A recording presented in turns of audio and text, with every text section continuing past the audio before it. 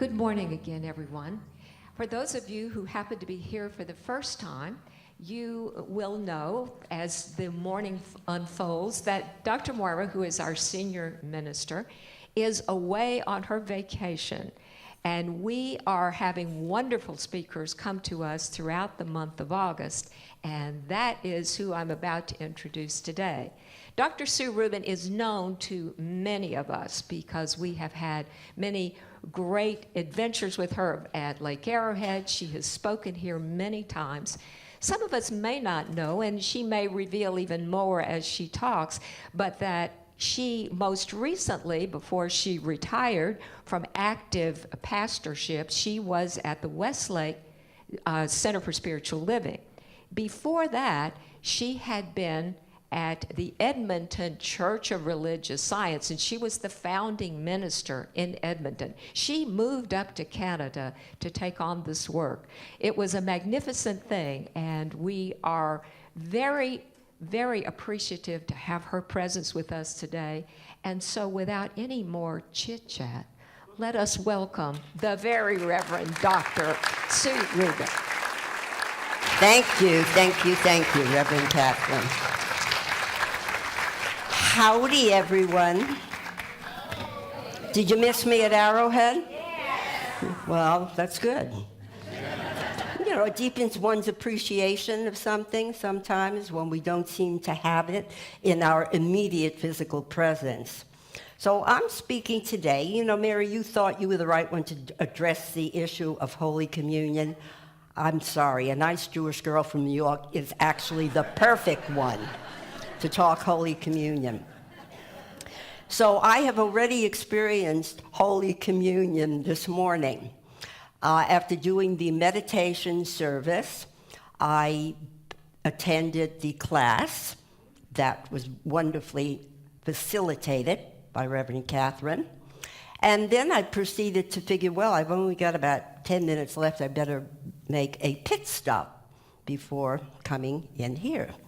So directly out of the area where the classroom was, all I see is it says restroom. I proceed to walk in and am vaguely aware that there are urinals in this place, which I have never noticed before. Why? And I hear somebody come in and use the facility in the sitting portion of the room. And I walk out at the same time he walked out. And it was like, freeze. And so it suddenly dawned, you know, we think we're very aware, very mindful, really on top of things. I very obviously walked into the men's room, clearly identified as men's. So that was my Holy Communion, and I thank that person who shall remain nameless for the opportunity of providing my opening line. So I, too, love to delve into words, and whenever I start poking around with the etymology of any given word, my thoughts always return to Reverend Harriet Foster. She loved just picking on the origin. How many of you are from Harriet Foster days? Oh my goodness, she was this blonde bombshell, dynamic, inspirational, generous, giving, beautiful, every vocabulary word that you could ever attribute to the divine presence she personified in human form. And she loved finding the derivation of words because, you know, in the beginning was the Word, and the Word was God, and the Word was with God, is God, shall ever be God.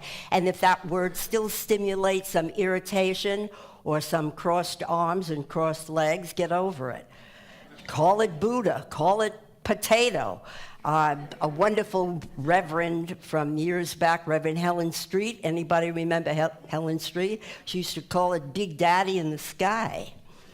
So, however we relate personally, that is the first step in personalizing what in religious science and science of mind is really a very abstract formula. We're not asked to worship at the feet of a guru.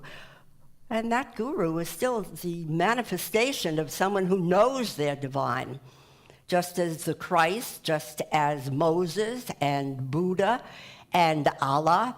And from every tradition, we can point to that certain master teacher. Dr. Frank always referred to Jesus as the master teacher.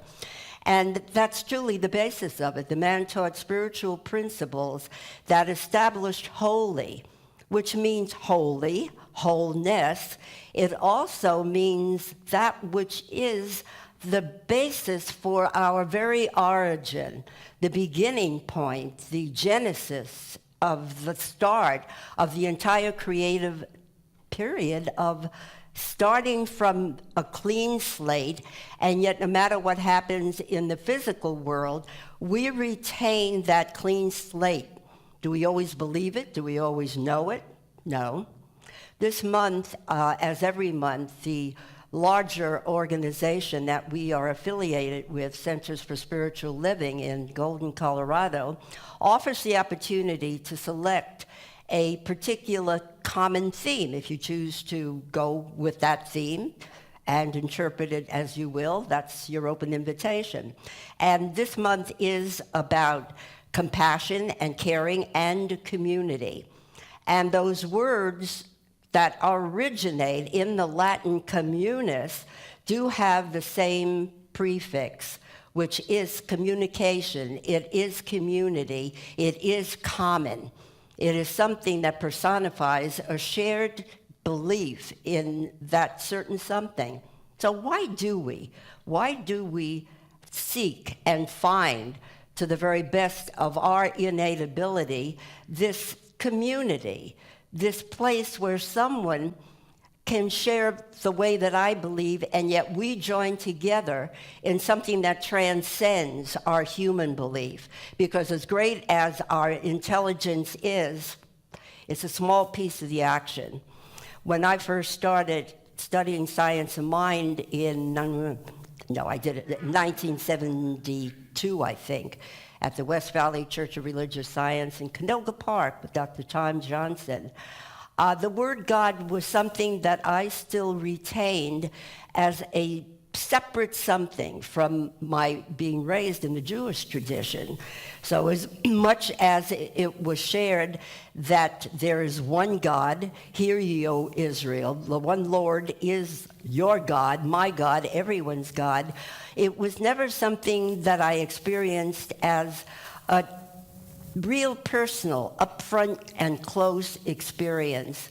And so it was good to somehow appreciate the rituals, because I had an uncle, a great uncle in fact, who to this day is a very renowned and revered scholar and author.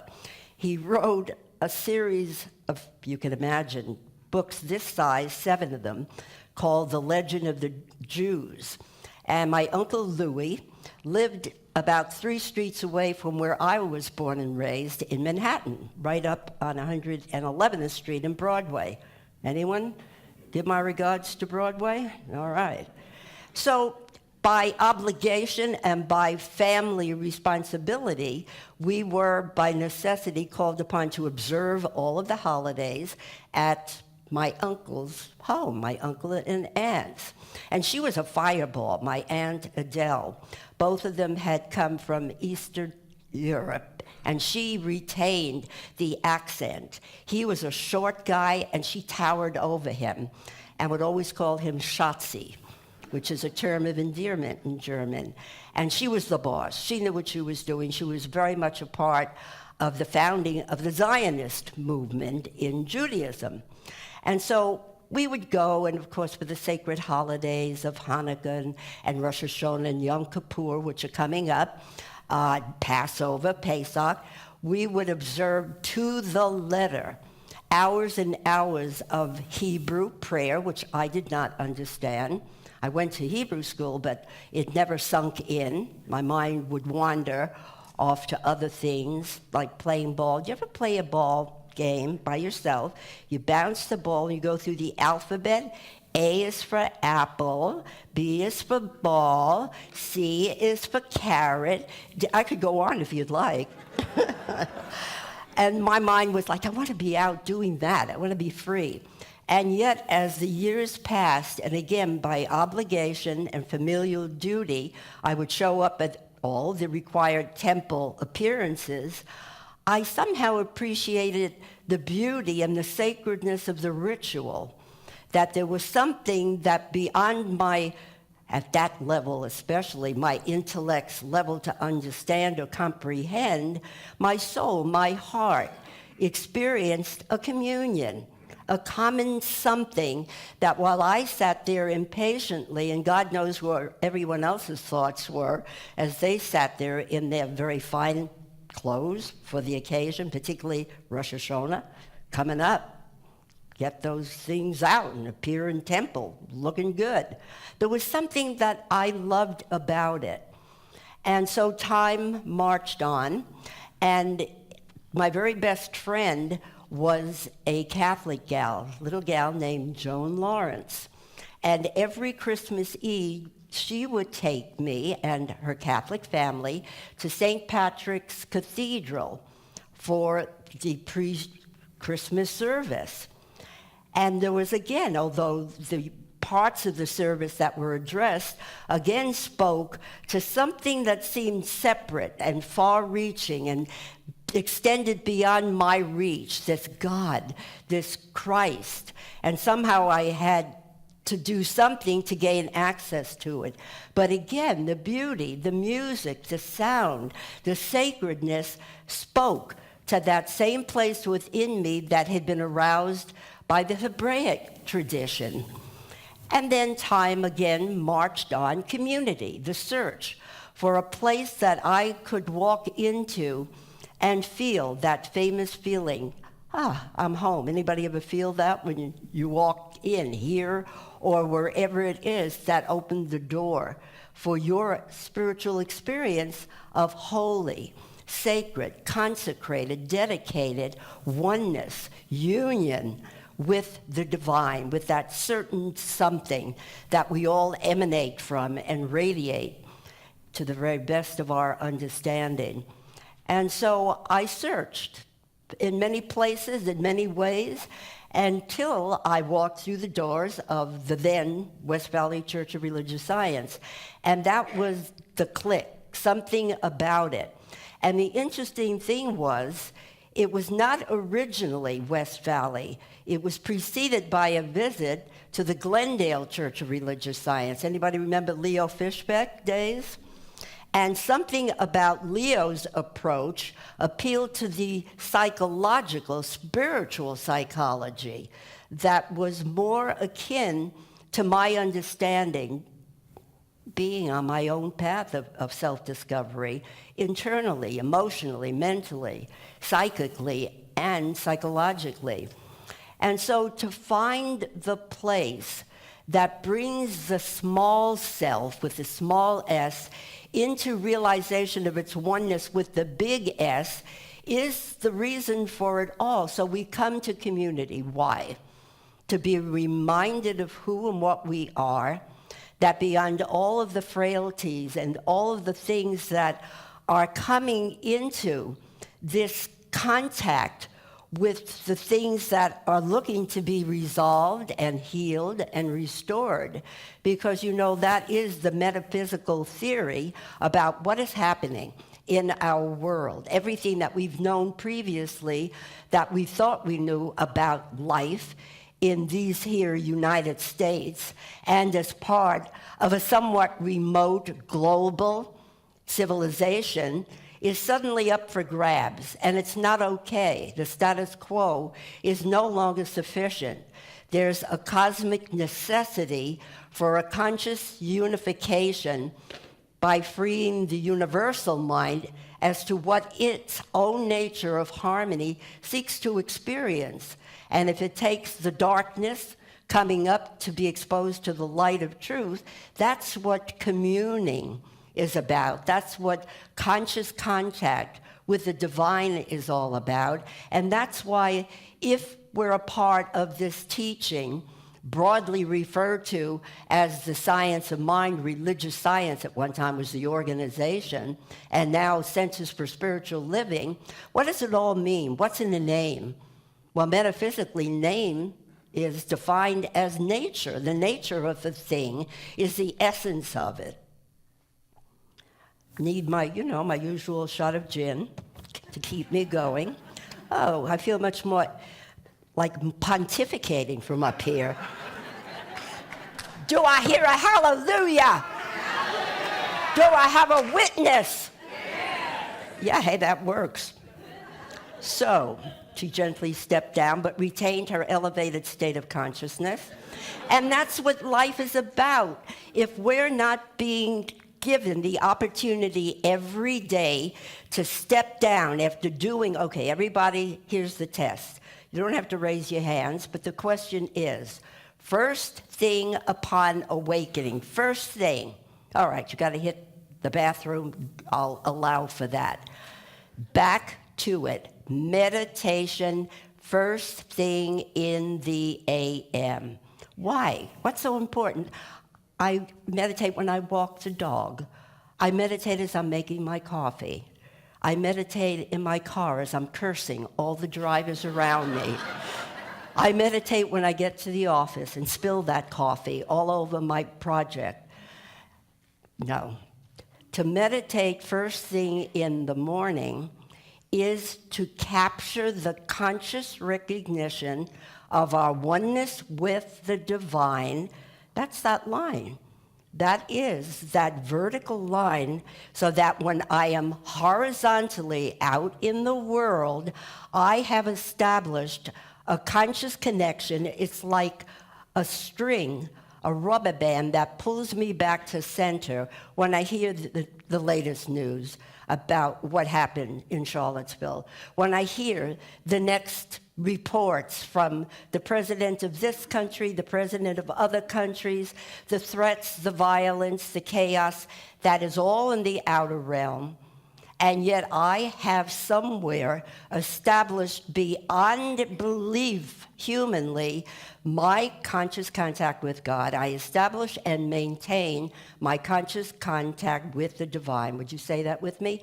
I establish and maintain my conscious contact with the divine, so that when I am about and around, I can still retain that certain poise, that inner power, that inner recognition and remembrance, my 4 favorite words, that God is, I am. Would you say that with me? God is, I am. And you know, in silent recognition, this is the sign for God. And what better recognition if before you got in the car, or before you made the coffee, or before you were in the midst of your busyness of the day, that beyond anybody needing to know, it's like, okay, that's my little catalyst, my physical remembrance of who I am spiritually, where you may not see it, you may not believe it, you may not like it. I never did take a drink, you know. Did you notice? There is something about this metaphysical, abstract, absolute, pure awareness that upon meditating in the morning, and so my mind wanders. Reel it in. Again, reel it in. I'll wander, I'll come back. Isn't that the whole journey, just as Reverend Mary said? I retreat into my oneness. I am out and I may lose it. I just heard the newest tweet, or whatever. I return. I retreat, I return. I return, I retreat. I go, I return. That's the whole practice. And as I mentioned in the earlier service, it's great to gather here. We come together and we're reminded within the safety of locked doors and encased in this divine cocoon where when you forgot it perhaps before you walked through the doors of the center this morning, now it's like calling attention. And where two or more are gathered, it doesn't mean the power suddenly changes, but it amplifies its realization and belief within ourselves as we look around and say, I'm not the only one who somehow knows this and senses it and feels it and wants to give it to the world. There's a state, in fact, it's lyrics that Ella Fitzgerald wrote, and the song, although it's romantic love that's being referred to, there's a little couplet of words, and it's called, Why Was I Born? Why Am I Living? What Do I Get? What Am I Giving? Anybody know that? She's gorgeous. So is that not why we gather in community, in common union, in that shared remembrance of who I am, a divine emanation, here to reveal through self-knowledge and self-discovery, and sometimes making mistakes, and yet having the courage to own up to them, to forgive myself for them, and to get on with it. Why am I here? Why am I living? You know and I know that to live is to give, and to give is to live. Holding back anything, my affection, holding back my capacity to express freely my feelings, whether they be pleasantly received or not, in the most kindly way that I can. I was reminded by attending the class after the meditation service of the Jewish tradition of Tikkun Olam, the healing of the world. I am here not to just satisfy my own human ego's desires. That will keep me always looking for what you can give me, rather than asking, what can I give? How can I share? How can I take whatever my capacity is for that unique sizzle, that sparkle of something, whether I'm at home, whether I'm doing the most noble job of child rearing for my own kids or for my grandkids, whether I am out in the marketplace, wherever I am, it's what I am giving from the awareness of who I am. It's cleanly and clearly our divine call right now, each and every one of us, to use spiritual community as a holy communion that truly reinforces and fortifies and builds and develops an expanded willingness to then go out into the parking lot and back into our world, and to do it as something that radiates light and life and love.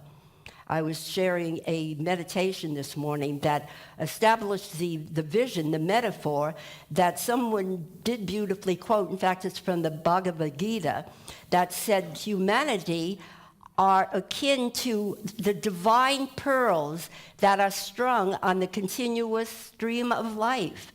And to be able to do that, that's perhaps why the practice of mala, those counting, of those 108, I think it's 108 beads.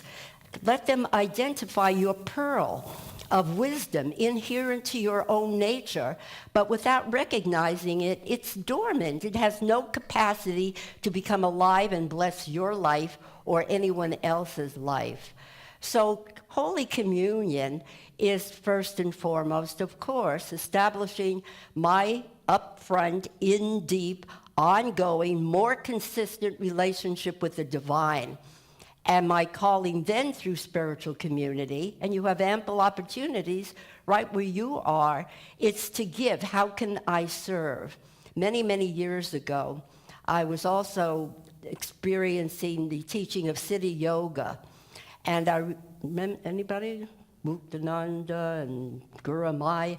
And I went to never had experienced anything like it. I went to a 10-day Kundalini Awakening retreat up at South Fallsburg, New York, at the ashram. Did I know what I was getting into?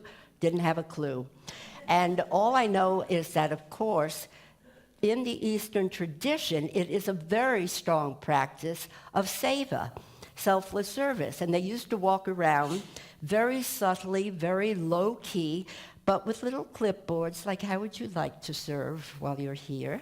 Would you like to share in Amrit, the preparation of the food or cleaning or making sure all the shoes that are left outside of the meditation hall are left. And whenever I would see anybody coming with that clipboard, it was like, where can I hide? I was not ready to involve, thank you very much, be still and know, God is. I wasn't ready to give from that place of fullness. I was still in a contracted state of figuring out what's going to make me happy. What is it that's going to satisfy me? How can I continue to look young and pretty and vibrant and alive and appealing? How can I was not yet the big I. It was really me. And so it's a human frailty. I mean, as long as we're together, we can even confess to that, because that salvation is really self-elevation, where I can say, too, I can be pretty self-absorbed. Anybody admit I can be pretty self-absorbed? With all my studies and classes and workshops and notes and CDs and internet webinars, I can still be easily prone to letting myself fall into my own trap, to react emotionally. Anybody ever emotionally react? Not only in your own world, but all you have to do is turn on the TV, or you don't even need that. I now, from out of nowhere, I open my iPhone at the appropriate time after meditating and doing spiritual mind treatment and journaling and reading something inspirational, be it Science of Mind magazine. You can go online now for creative thought dating back to all the years. Does that mean the final cut yet, Paul? It is? Okay, so I can be who I am created to be in the pure sense of the divine word. And in the beginning was the Word, and the Word was with that which I am speaking.